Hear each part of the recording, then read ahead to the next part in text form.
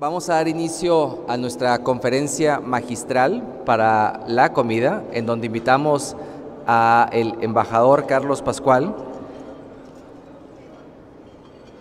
a que nos hable amablemente sobre cómo ve él esta coyuntura internacional. Hace poco, ustedes saben, en el foro conocido como CERAWeek, se tuvo una conversación muy abierta sobre qué es lo que está pasando en el mundo y cómo debe la industria de hidrocarburos remojarse sus barbas y ver cómo continuar siendo relevante hacia el futuro. Y en este contexto hemos invitado al embajador Carlos Pascual a que nos pueda dar una plática para que nos pueda decir qué está pasando en el mundo, cómo se están viendo las cosas y qué aplicabilidad tiene aquí a México. Con ello, si le dan un fuerte aplauso al embajador.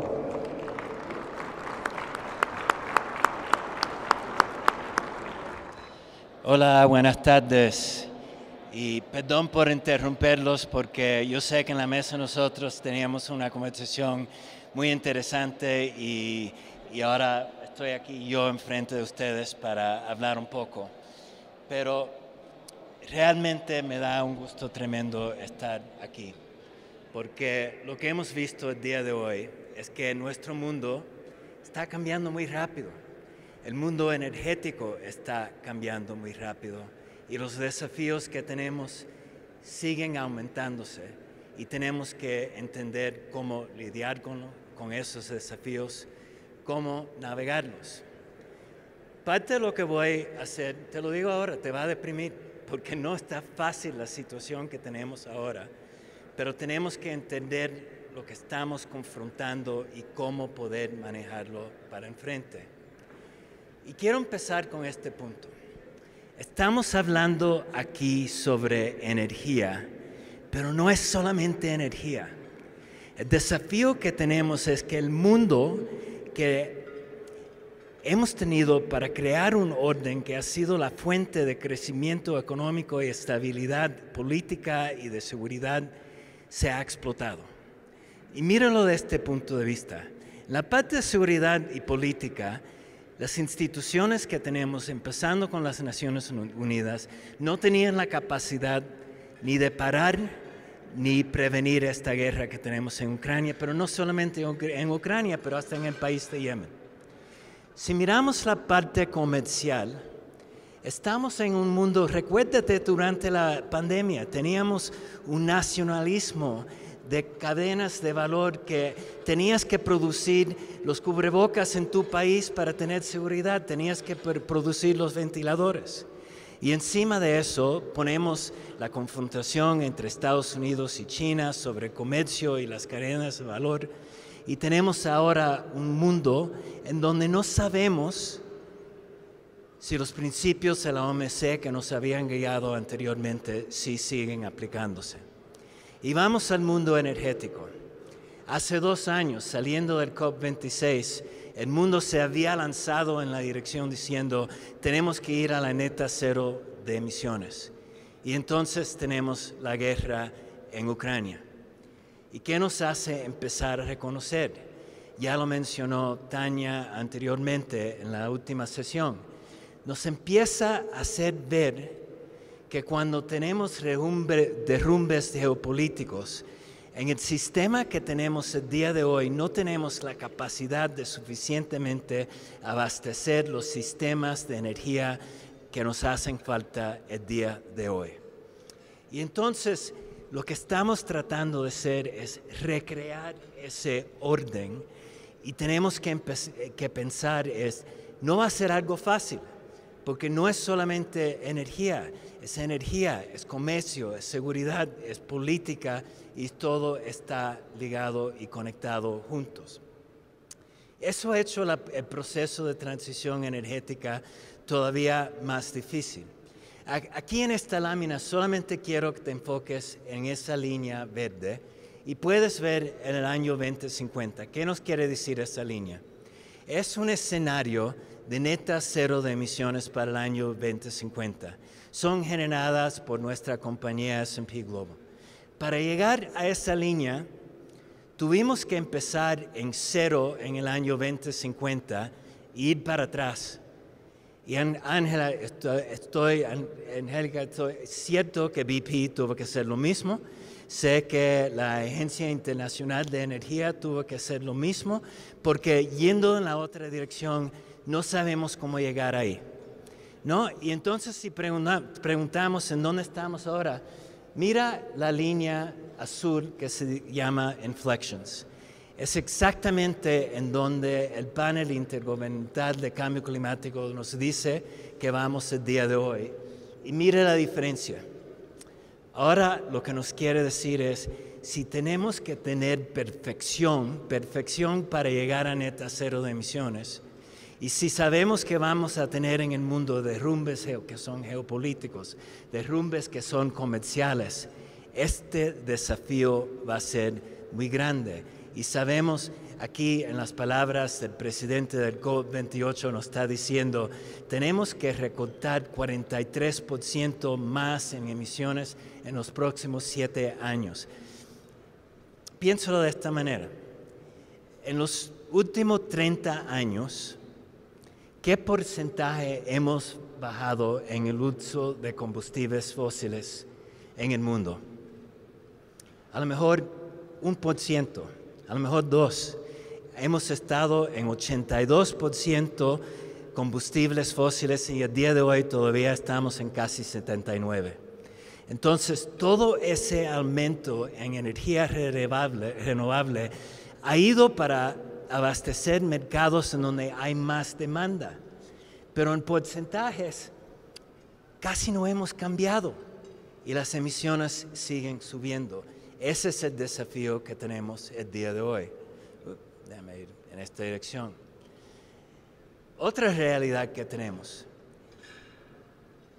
Lo que hemos visto más y más es que la producción de petróleo ha ido para petroleras estatales y particularmente para el Medio Oriente, por decisiones que otras compañías han tomado de reducir el enfoque en petróleo. Pero lo que tenemos que reconocer es también, en un ambiente más sensible en el mercado, le estamos entregando todavía más poder a OPEP y los petroleros del Medio Oriente. Para entenderlo. Ahora, si miramos aquí, en octubre, tenemos una decisión de OPEP, anuncia que va a recortar su producción. ¿Y qué vemos inmediatamente? El precio sube. Llegamos a noviembre, cuando el precio estaba supuesto de subir. Automáticamente sube el precio otra vez por preocupación. No pasó nada, recortaron menos, bajó el precio. Pasamos por un periodo en donde la Unión Europea empezó sus restricciones sobre la importación de petróleo y productos refinados de Rusia. Empezó el proceso de techo de un precio de petróleo de Rusia y lo increíble fue que se quedó bastante tranquilo el mercado. El petróleo de Rusia siguió yendo hacia China y a India y el precio no cambió. Empezamos en enero y tenemos el año nuevo de China. Abren el mercado COVID, el precio empieza a subir, pero se empieza a calmar. Y finalmente lo que vemos en marzo de este año es la crisis bancaria de Estados Unidos. ¿Y qué pasa otra vez? Anuncia OPEP que va a recortar la producción. ¿Y qué vemos? El precio nos está llevando otra vez a $85 por barril. Otra realidad que tenemos que pensar. Para el futuro, estamos en un mundo en donde la oferta puede ser todavía más afectada por los petroleros del Medio Oriente, afectando el precio que tenemos. Entonces, al mismo tiempo, lo que hemos visto, y aquí si ven en el lado izquierdo, la tendencia de los petroleros independientes, y aquí voy a decir compañías energéticas más independientes, y han aumentado la inversión que tienen en energía limpia por unas 7 veces. Si vemos en porcentaje, ahí las varias compañías, algunas de Europa están a 30%, pero ¿qué nos dice? 70% todavía va para petróleo. Entonces, con todos estos cambios, Sí estamos viendo más enfoque en sustentabilidad. Sí hay una preocupación enorme sobre seguridad. Sí hay más preocupación sobre asequibilidad y la capacidad de los que tienen que comprar, pero el proceso todavía va lento. Es en ese contexto ahora que te quiero llevar a una historia de lo que está pasando en el mundo y regreso a la situación en Ucrania. Porque, como se platicó anteriormente, esto fue uno de los factores que realmente nos abrió los ojos de lo que estaba pasando con las complicaciones en el mercado. El día de hoy no hay una perspectiva para una solución diplomática en Ucrania y les explico por qué. ¿Se recuerdan del año pasado? Un poquito más que un año. Las fuerzas de Rusia entraron por el norte, por el este, por el sur. Trataron de tomar el Capitolio de Kiev. Fueron rechazados e impulsados para afuera. Se fueron al este del país. La parte en los colores más oscuros es en donde están el día de hoy. La parte verde son áreas que han retomado Ucrania. Y lo que hemos visto en un sentido es que Vladimir Putin y las decisiones que ha tomado han reforzado más la sensación y la sensibilidad que los ucranianos tienen de ser ucraniano. Yo fui embajador ahí entre 2000 y 2003. Te digo, el día de hoy, los ucranianos tienen más sentido de lo que quiere ser un ucraniano como parte de Europa que han tenido en cualquier otro tiempo en su historia. Y lo que vemos es que 87%, 90% han dicho de ninguna manera vamos a ceder territorio a Rusia. No hay espacio político con ellos para negociar. Si vemos la parte de Vladimir Putin, la invasión fue algo que él tomó, una operación especial, como lo puso, y lo justificó para denazificar a Ucrania, proteger a los ciudadanos rusos, corregir un error en la historia del punto de vista de él. Esto fue su argumento. Y el día de hoy, si él pierde, si él tiene que ceder sin ganar territorio, el resultado para él es que le peligra no solamente estar en el poder, le peligra su vida. Entonces, él va a hacer todo lo que puede para avanzar. Si miramos la situación con Ucrania, un beneficio que ha tenido es el apoyo de Estados Unidos y Europa principalmente, pero muchos otros países, pero también es un peligro, porque su capacidad de ganar depende de ese apoyo siguiendo. Entonces, vemos de un lado el tipo de equipo que están recibiendo.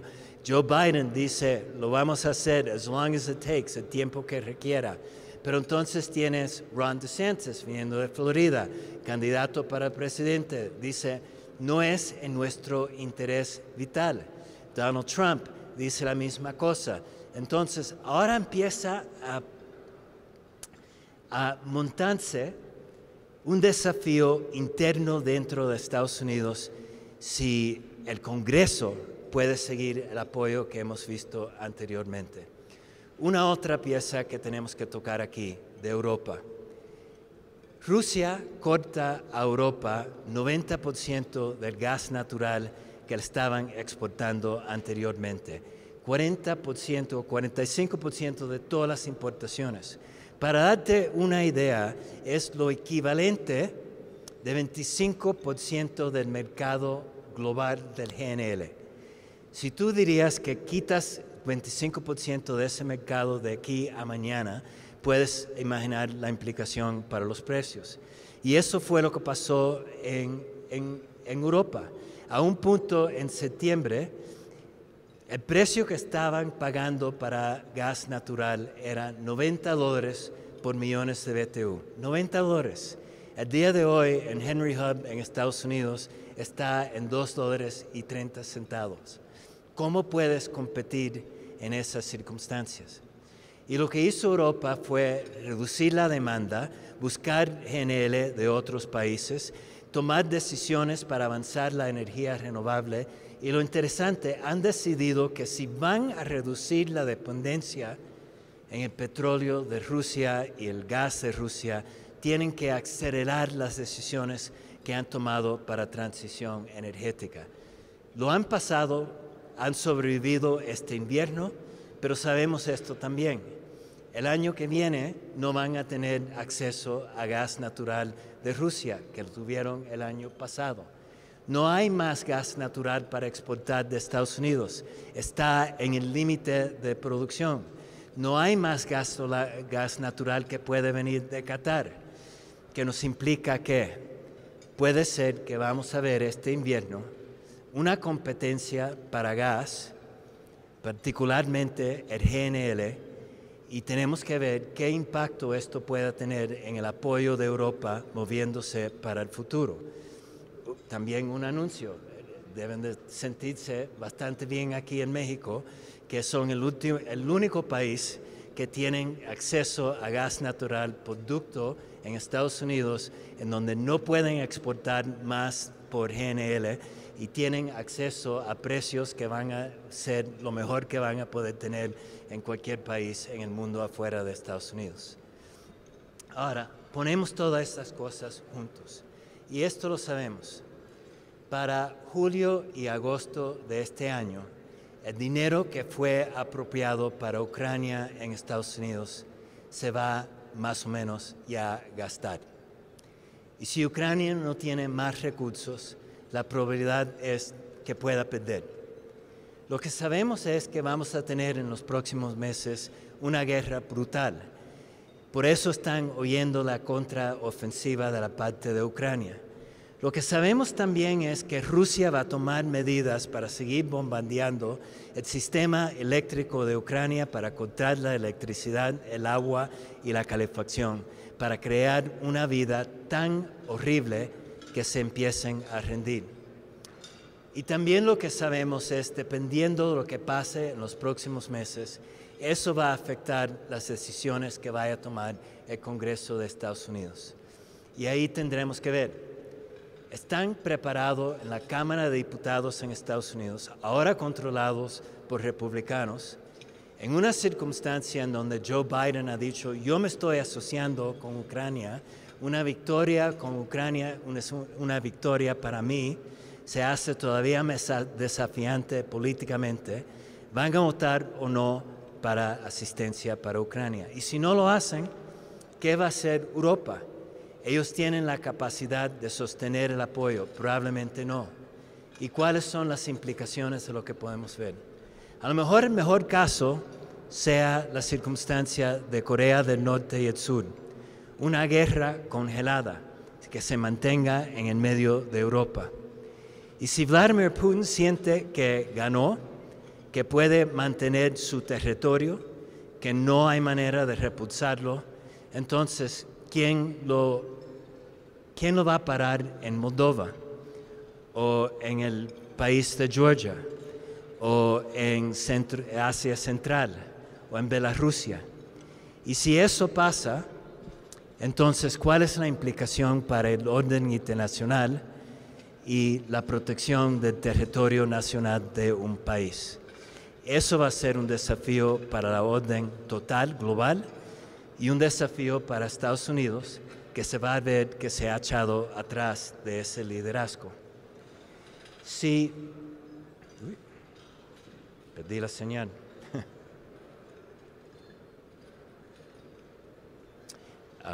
Bueno, perdimos las láminas. Si alguien puede ayudarme aquí, puedo seguir y les voy a hablar un poquito de un par de otras cosas.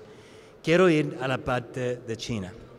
Y uno de los desafíos que tenemos con China es que el día de hoy, si vemos temas como Taiwán, el Mar Sur de China, Hong Kong, las propuestas de Estados Unidos que China tiene que cambiar su política, imposible para China, porque para China esto es como, ella se defina como un Estado. un Estado que controla estas partes de lo que ellos ven como China, controlan los derechos humanos, controlan centralmente todo lo que pasa económicamente dentro del país. Entonces, de un lado tenemos el problema que Estados Unidos, Europa y otros lugares le están diciendo a China, si tú quieres cumplir con la expectativa del orden internacional, tú tienes que cambiar lo que tú defines como China, ¿no? Y entonces tienes de parte de Estados Unidos. Entra la administración de Biden. Tuve muchas conversaciones con ellos al principio. Y lo que ven es que están atrás de China en la infraestructura para una economía que se tiene que dedicar eventualmente a neta cero de emisiones. Mira el punto de vista de esto. China invierte 2 a 3 veces más en energía renovable, con todo el carbón que tiene, 2 o 3 veces más en energía renovable que Estados Unidos o que Europa. Tienen control de 80% de los paneles solares, tienen control de 80% del procesamiento de las baterías. Son el país número 1 en la producción de vehículos eléctricos. Viene la administración de Biden y dice, ¿dónde estamos nosotros? Si para el futuro la competencia económica, política y de seguridad tiene que ser basada en estar en este mundo que tiene que llegar a un mundo más sostenible, no tenemos la infraestructura. Ahora puedes empezar a entender la política económica de Biden. ¿Por qué se enfoca en una legislación de 1.2 trillones de dólares de infraestructura? No solamente el medio ambiente, es para competir contra China. ¿Por qué la legislación para semiconductores? ¿Por qué el Inflation Reduction Act, que tiene 370 mil millones de dólares contra el cambio climático? No es solamente un asunto del ambiente, es un asunto de la competencia con China. Y el día de hoy, por bueno o mal, el único asunto en donde los republicanos y los demócratas en Estados Unidos se ponen de acuerdo es que todos están contra China. Y una situación difícil, pero es la realidad. Entonces preguntamos, bueno, ¿qué ha pasado recientemente con el presidente Xi, que toma su tercer periodo como presidente del país? La primera cosa que oímos, sí tenemos que reunificar con Taiwán y que no podemos excluir el uso de fuerza. Otra vez, provocando a Estados Unidos. Segundo punto, la prioridad que tenemos que tener es tener un mercado que nos puede autoabastecer y tener control sobre tecnología. ¿Qué implica? Están viendo lo que pasó con las sanciones contra Rusia y el impacto que ha tenido y dicen, esto no me va a pasar a mí. Y finalmente dice que la única manera de tener un futuro seguro para el futuro es tener el tipo de control y economía que tiene China, que quiere decir control central sin transparencia en las políticas monetarias y fiscales. Con eso tenemos que considerar el tema de semiconductores. Los semiconductores no son solamente un asunto de nuestros teléfonos. Obviamente tienen todo que ver con este sistema electrónico enfrente de nosotros, pero tu televisor, tu máquina de lavar, cada aparato electrónico que tenemos el día de hoy, 70% vienen de Asia, un 20% de Taiwán, pero cuando vamos a los semiconductores avanzados, 90% vienen de Taiwán.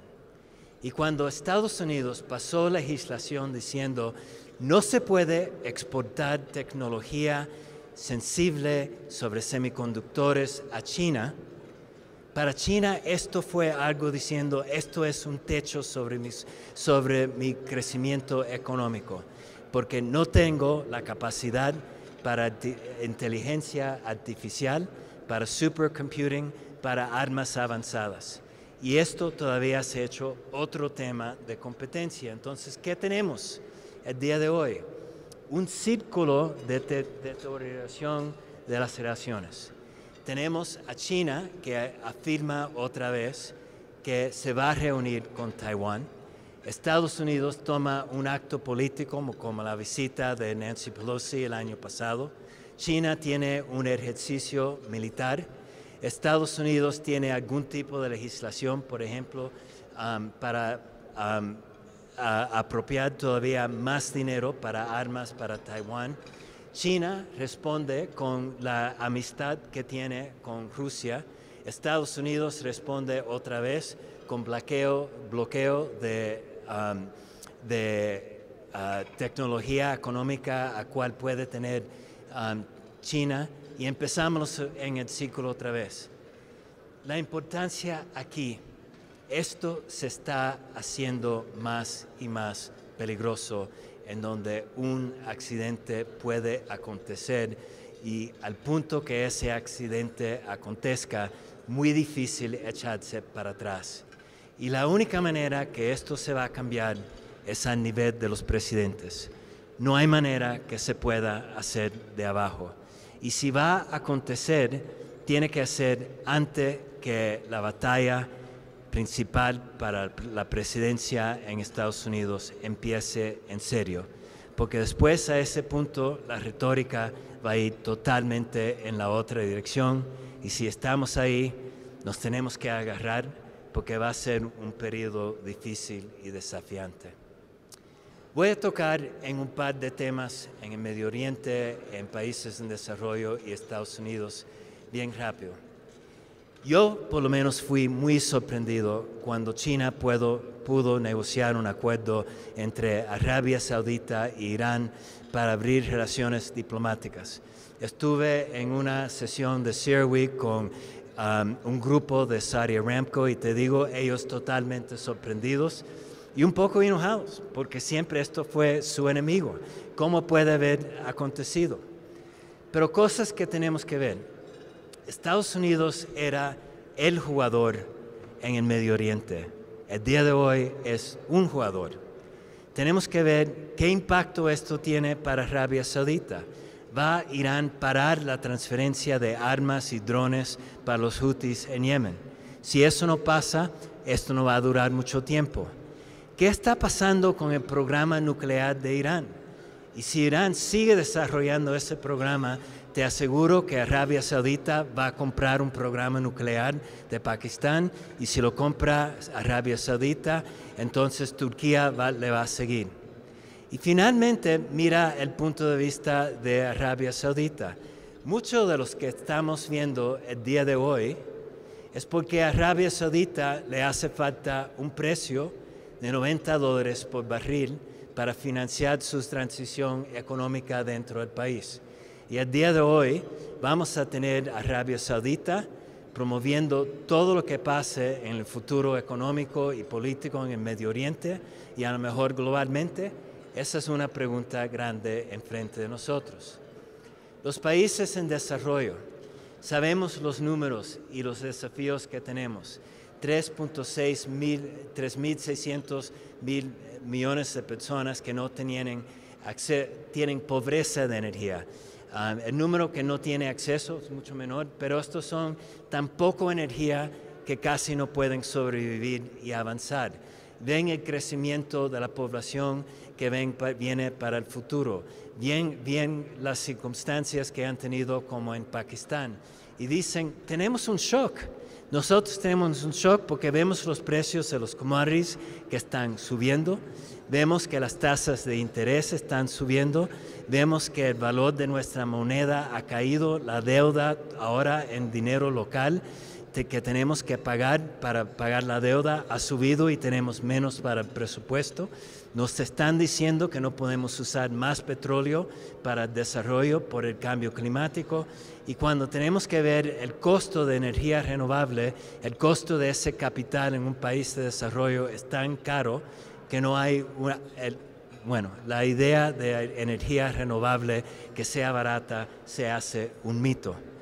Y entonces lo que estamos viendo de estos países es que están pidiendo una reorganización económica, empezando con el Banco Mundial, el FMI, pero los bancos privados también, porque el dinero público solamente no lo puede ser. Y el día de hoy no tenemos respuesta a esta demanda que viene de estos países. Finalmente toco aquí en la parte de Estados Unidos, porque realmente es un país polarizado por temas sociales que ven arriba, por temas económicos y de relaciones del exterior. A lo mejor energía, seguridad de energía y sustentabilidad, a lo mejor nos puede unir un poquito con el Inflation Reduction Act. Te doy el ejemplo, los dos países, los dos estados republicanos que tienen más que ganar, Texas y Iowa, controlados por republicanos, puede ser que lo apoyen. Y eso a lo mejor puede hacer un cambio, pero vamos a estar en un periodo muy difícil con las elecciones en Estados Unidos. Entonces, ¿qué nos dice todo esto yendo para adelante? Primero, vamos a tocar un minuto sobre los precios de petróleo. Y el caso que nosotros tenemos es el del medio. Y básicamente hay dos cosas que tenemos que saber. ¿Cuál es la demanda de China? Y cuáles son las decisiones que vienen de OPEP, en particularmente de Arabia Saudita. Son los dos factores más grandes que están afectando el movimiento de petróleo y el día de hoy, con toda la volatilidad que tenemos en el mundo, estamos en un mundo en donde probablemente estamos viendo precios que estarán a como $85 por barril, regresando otra vez al punto que mencioné anteriormente, la necesidad de Arabia Saudita para poder seguir financiando sus programas económicos. En México, pues interesante aquí pensar de lo que está pasando. Si México sigue con los planes que tiene para aumentar la refinación, la exportación de crudo va a bajar muchísimo. Y del otro lado, lo que sabemos es, pues, Rusia ha tomado el mercado de China y de India y del este. Los países del Medio Oriente han llenado la brecha en Europa. ¿Y a dónde va a ir el petróleo de México? Y principalmente lo que ven del lado derecho es que la concentración va a ser en Estados Unidos y la dependencia de México de Estados Unidos como un mercado de petróleo va a aumentar para el futuro. Lo que quiero que tomen de esta lámina, hay muchos números, hay un número que importa muchísimo. Se lo voy a enseñar aquí. 232 mil millones de dólares que desde el punto que se firmó el Inflation Reduction Act al 15 de diciembre se prometieron a nuevos proyectos y a deals y a fondos. Esto es una legislación que tiene un valor de 370 mil millones de dólares y en un periodo de 3 meses levantó financiamiento privado de 232 mil millones de dólares en 3 meses y medio. Y el punto que les quiero dejar aquí es, si queremos ser exitosos en esta transición energética, tenemos que apalancar inversión privada, no 2 veces o 3 veces o 5 veces, pero a niveles de 25. Y si no hacemos eso, no podemos ser exitosos. Latinoamérica, a veces nos quedamos tristes, pero hay mucho aquí que hay perspectiva. Las cadenas de valor, hemos estado hablando de nearshoring, hay mucho potencial aquí en México particularmente, pero ¿qué hace falta? Energía limpia, porque la economía de este país ya está integrada con Estados Unidos, quiere seguir integrada, pero la demanda para ser competitivo en Estados Unidos, en Europa, para las exportaciones, tiene que tener una cadena de valor de energía limpia y va a ser un factor crítico. Metales y minerales. Ya vieron anteriormente la importancia del litio, del cobalto, del cobre. Otra vez, en Latinoamérica, aquí en México, oportunidades si el mercado puede responder y tiene la inversión. El gas natural, lo platicamos en la última sesión. Míralo desde el punto de vista este. ¿Cuál es el problema central energético en Europa el día de hoy? No tienen suficiente gas natural. Y esa falta de gas natural está al centro de la crisis económica de Europa. ¿Y por qué queremos quitar el gas natural como una opción que tenemos en el resto del mundo? Y otra vez tenemos potencial en México, en Brasil, en Argentina particularmente, para cantidades que puedan abastecer los mercados globales y de Latinoamérica. Los biocombustibles. ¿Cuánto tiempo va a tomar en México para tener la infraestructura para cargar los vehículos eléctricos? Poco tiempo, creo. Los biocombustibles pueden utilizar la infraestructura que tenemos el día de hoy para introducir un líquido más limpio.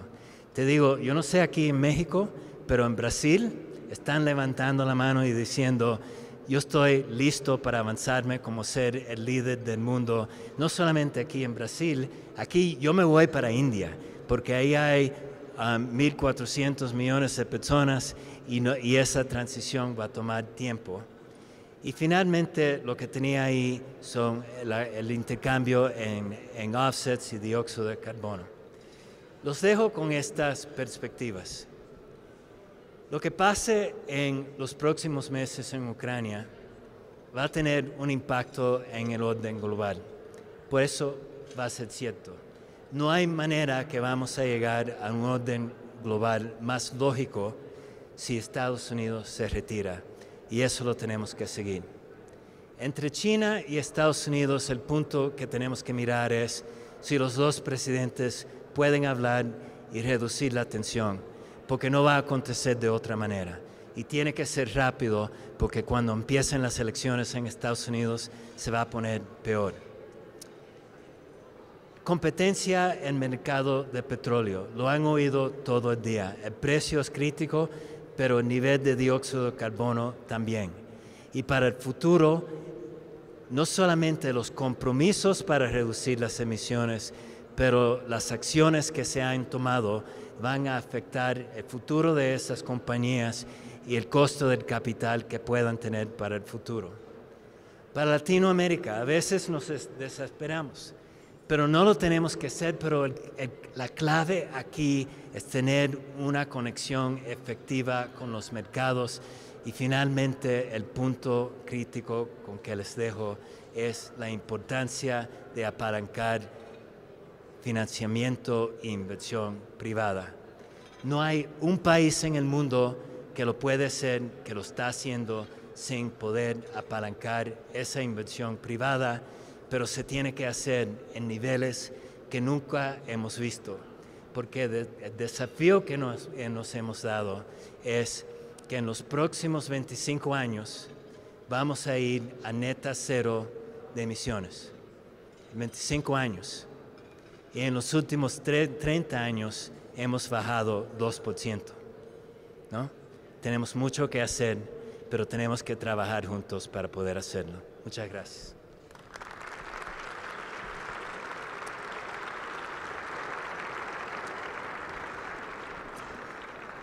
Medellín, no, aquí estás. Okay.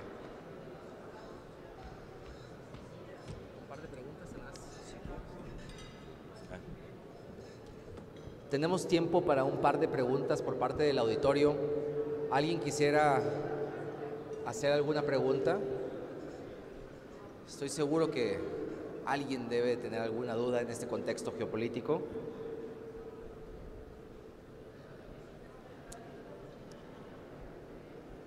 Es difícil atreverse cuando es Carlos, una comida. En lo que la gente está pensando, ¿cuál es mi pregunta y cómo voy yo a decir algo aquí muy inteligente?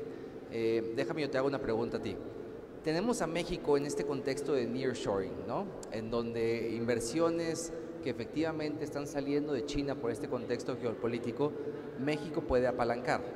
La pregunta para ti es, ¿qué podemos hacer como país para poder aprovechar estas inversiones en el contexto que se viene con todo lo que nos has comentado, ¿no? Yo creo que es una pregunta clave, Medellín, y este debería ser el momento de México, porque todos los impulsos económicos y políticos de seguridad, por las razones que vieron ahora, están impulsando la importancia de acercar la inversión más cerca de su región. Y aquí la región es América del Norte y el potencial es ahí. Entonces, cosas que son clave. El Estado de Derecho y la seguridad de la inversión. Se tiene que resolver el caso de TEMEC con Estados Unidos, porque la primera pregunta para cualquier inversionista va a ser, ¿está segura mi inversión? Es básico, acontecería en cualquier país. Segundo punto lo mencioné, era acceso a energía, particularmente energía limpia. ¿Cuál va a ser el programa para desarrollarla para el futuro, para asegurar? Ponte el punto de vista del sector automotriz. Se han comprometido que para el año 2035 van a vender solamente vehículos eléctricos. Ya lo están invirtiendo ahora, con el compromiso que van a tener una cadena de valor total de cero emisiones. No hay manera que puedan tener energía que vaya a producir emisiones también. Tienen que tener esa oportunidad. Y finalmente, yo creo que la otra parte que va a ser necesaria es cambiar el diálogo entre los tres países, México, Estados Unidos y Canadá, y enfocarse en la importancia de esta integración.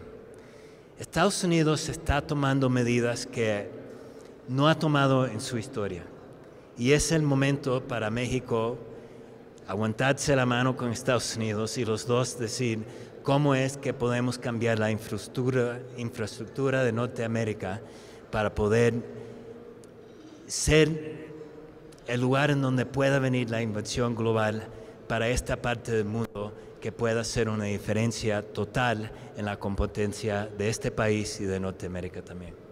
Muchas gracias, Carlos.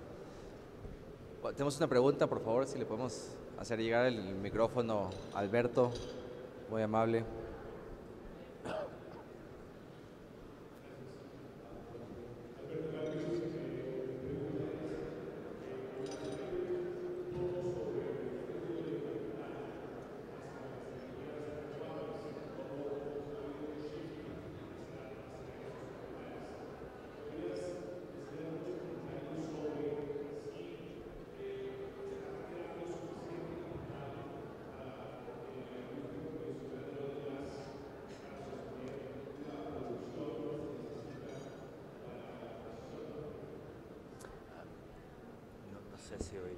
La pregunta, Alberto, si escuchamos bien, es: ¿estamos invirtiendo suficiente en gas? En oil and gas en general. Si hay suficiente capital para sí, fluyendo a oil and gas. Es muy buena pregunta. Y una de las razones que mencioné anteriormente es que sí hemos visto un cambio en el flujo de inversión en petróleo y gas, y particularmente las compañías energéticas internacionales han empezado a mirar los portfolios y decidir en dónde podemos cerrar la producción, moverla en otros lugares, acabar proyectos para reducir el perfil de emisiones de nuestras compañías. Y lo hemos visto particularmente en Europa, a un nivel menos en la parte de Estados Unidos, pero eso ha tenido un impacto que más y más de la inversión para el futuro viene, lo que estaba diciendo anteriormente, para los petroleros nacionales, particularmente en el Medio Oriente. Lo que algunos han dicho es que estamos en un periodo que estamos previendo lo que está pasando o lo que pueda pasar con la transición energética y reduciendo las inversiones que tenemos que ver en el petróleo y gas. Y aquí viene el problema fundamental. Si no cambias la demanda y reduces el abastecimiento de los hidrocarburos, tenemos un problema. Hay una brecha y el precio sube. Y cuando el precio sube, entonces la política del pueblo es: yo no sé lo que están haciendo con la transición energética, pero lo que sí sé es que yo no quiero pagar más para energía. Y cuando eso empieza a acontecer, el proceso de transición energética se pone más difícil. Y nos deja con este desafío. Lo que sabemos es que ya no es una cuestión de seguridad o transición energética. Los dos tienen que acontecer. Pero ¿cómo balancear los dos? Y esa es la pregunta que tenemos el día de hoy. En el CERAWeek que tuvimos este año, teníamos todas las compañías energéticas más grandes del mundo. Y de este punto estaban de acuerdo. Seguridad, transición, asequibilidad tenía que ser la nueva mantra para el futuro. ¿Cómo hacerlo? Era otra cosa. Yo creo que va a ser el debate grande que vemos en el COP28, de cómo las compañías petroleras puedan avanzar ese proceso de transición para decarbonizar. Creo que la tecnología va a tener que ser fundamental, de cómo carbon capture pueda entrar en el diálogo, en cómo los offsets de energía van a ser posibles en el futuro, cómo el hidrógeno pueda tomar un papel. Pero estos son tecnologías que se tienen que desarrollar y mientras tanto, en algunas de las discusiones, parte de lo que se estaba platicando es la importancia del uso de información digital y inteligencia artificial para hacer todo lo posible para reducir las emisiones. Porque yo creo que el punto que mencionas es la falta de inversión que hemos tenido, el impacto sobre precios, el impacto político, cómo eso puede afectar la transición energética. Vamos a perder en seguridad y transición si no miramos a todo esto en un conjunto. Muchas gracias, Carlos. No sé si tal vez hay espacio para una última pregunta del auditorio.